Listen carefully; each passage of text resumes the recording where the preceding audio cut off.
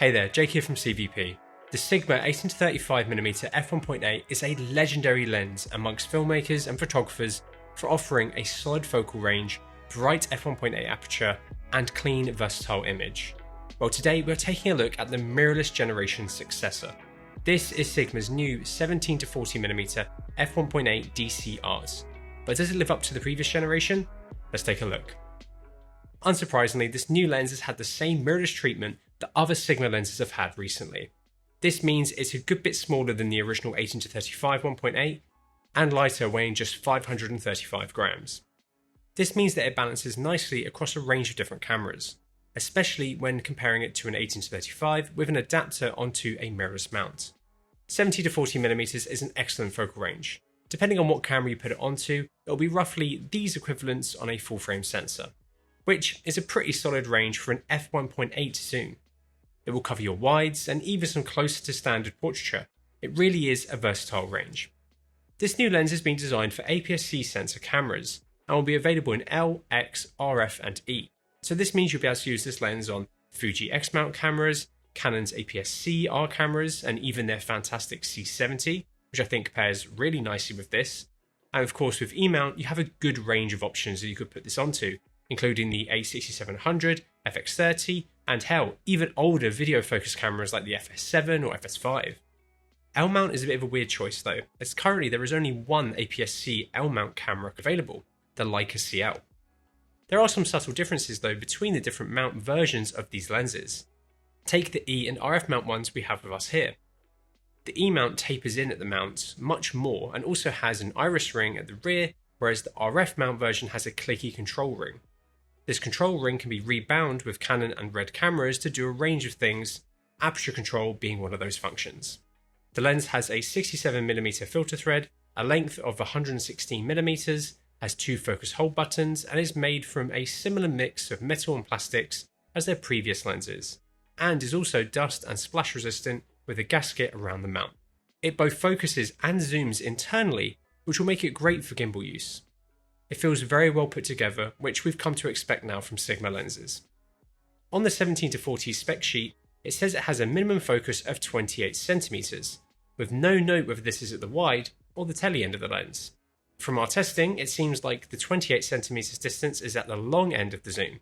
If we focus at the wide end and then we zoom in, we can see our plane of focus shift back. At the wide end, it looks like close focus is around 21 or 22cm from our sensor plane. We can see from our testing as well that the lens definitely performs better at the wide end wide open compared to the tele end. As we zoom throughout the range, while changing the distance of our text to keep the lens at close focus, the wide end definitely has less aberration around the text compared to the tele end. Between 28-40mm, more colour aberration comes in, but overall resolving power is pretty good. This new lens features Sigma's most up-to-date linear focusing motors, which means it is focused by wire, which isn't too surprising. As with previous Sigma lenses, this new lens behaves a little differently between the various mounts. On E-mount cameras currently, manual focusing is non-linear, aka the amount of rotation between close focus and infinity will change depending on the speed you rotate the focus ring.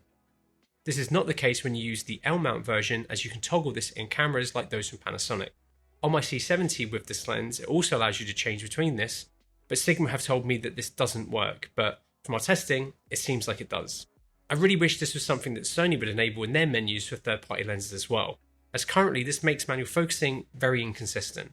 This isn't the case with Sony's own modern E-mount lenses, which are far more consistent when manual focusing. Otherwise, manually focusing on the C70 with this was pretty nice. Realistically though, most people are going to be using this lens with autofocus, so we wanted to run some tests with autofocus to see how this new lens performs versus the 18-35. For these tests, we are using an A7C II in its Super 35 mode with the autofocus set to its fastest setting. They both perform very well here, tracking Sam as he walks towards camera. The 17-40 does look a bit snappier, and on camera it performs very well with snappy performance in both stills and video. It's also much quieter when focusing compared to the 18-35. When it comes to how parfocal the lens is in manual focus, I was actually happily surprised. While it's not perfect, it does hold its focus from its tele end to 17mm pretty well. We can see a small shift, but if you're wanting to capture a shot that requires it to be truly parfocal, I'd recommend just enabling autofocus.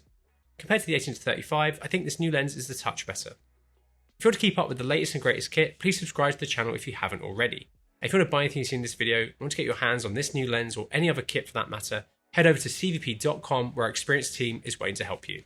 This new lens has been designed for standard APS-C cameras, which means it should have an image circle of roughly 27mm. We unfortunately can't capture E or RF mount lenses for our lens tool. However, I still conducted our regular coverage tests just on a different camera. This meant I shot tests at 17, 20, 24, 28, 35 and 40mm at f1.8 and at f4, at close focus and infinity. I captured examples on our A7C II so we can see how much this lens can cover a full frame sensor. At 17mm we can see it covers APS-C absolutely fine, but you may get some vignetting on the Komodo X because of the extra width that sensor has. At 20mm this improves especially at f4. From 24mm it's even better and we are getting closer to covering full frame. 28mm is similar again, and then at 35mm and 40mm it can almost cover our FX6 overlay. So I wouldn't go grabbing this lens for a full frame camera unless you're happy to use something like Sony's clear image zoom to get past the vignetting. But if you're chucking this on an APS-C or Super 35 camera, I think you'll be happy with the performance. For our bokeh comparison shots, we are keeping the camera and our subject in the same place across the comparable focal lengths and then moving back when we change focal length. Across the range we can see some key characteristics across both lenses. Starting with the new lens, throughout the range we can see that our autofocus highlights have a more defined hard outline to them with a slight glow to the edge and a touch of colour, but not much. We can also see a little bit of texture to our highlights.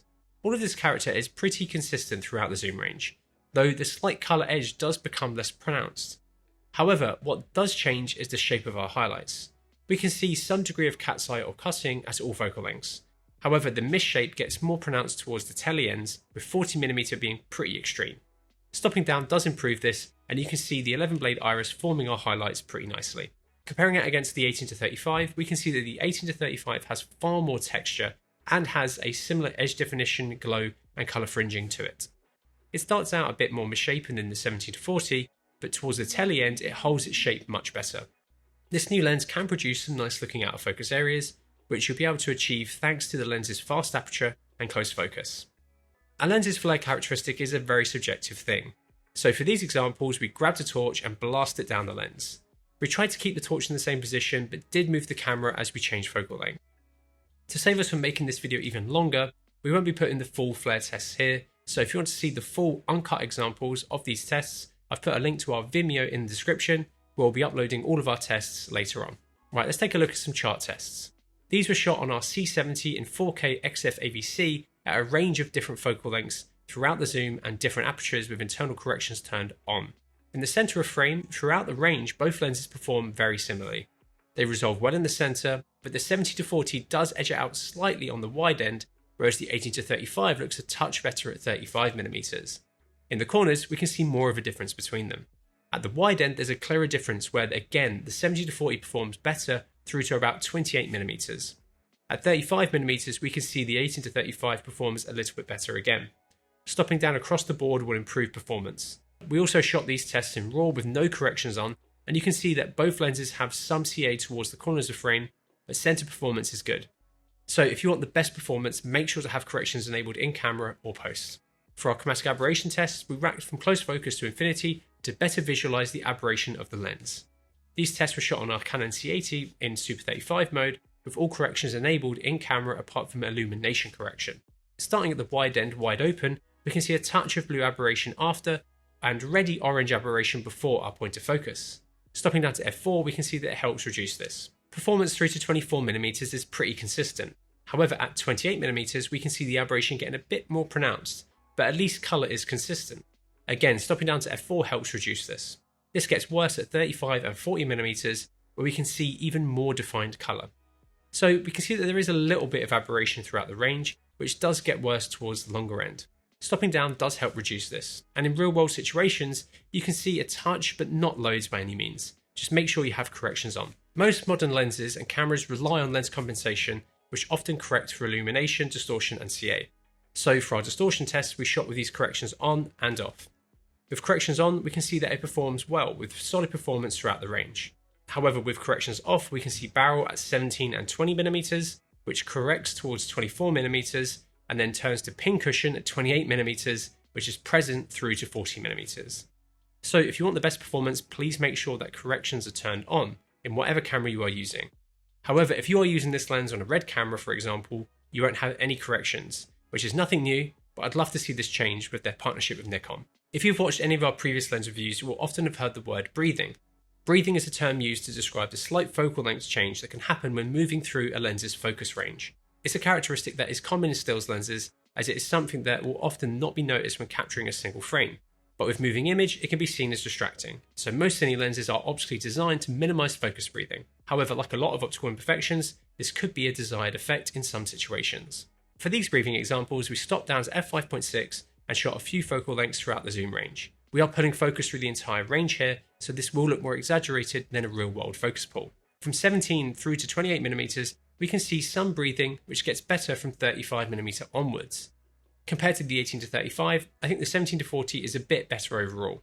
Like I said, these are extreme examples, and I think in the real world, the breathingless lens isn't too bad for a stills lens. The Sigma 17 to 40mm f1.8 overall is a great lens. Like plenty of other mirrorless mount lenses, to get the absolute best performance out of it, you need to make sure you have certain corrections turned on in camera. This does mean if, like us, you shoot with a red camera, you'll need to make sure you're happy with how this lens performs with no corrections currently. For Canon, Sony and Fuji users, you won't need to worry about this, and the lens will give you a nice clean Sigma style image. This focal range on Super 35 is excellent, and combining that with its great size and weight and f1.8 constant aperture makes it an incredibly versatile lens. It's also priced really well at £779 including VAT, which I think is very reasonable given its versatility and quality. One thing I do wish it had though was some kind of optical stabilization, as that would have made it even better for video users. Anyway, let us know what you think of this new Sigma lens, and if you have any further questions about it in the comments below. And if you like the video, please give it a like, and maybe consider subscribing so you don't miss out on our awesome upcoming content. And thank you so much for watching.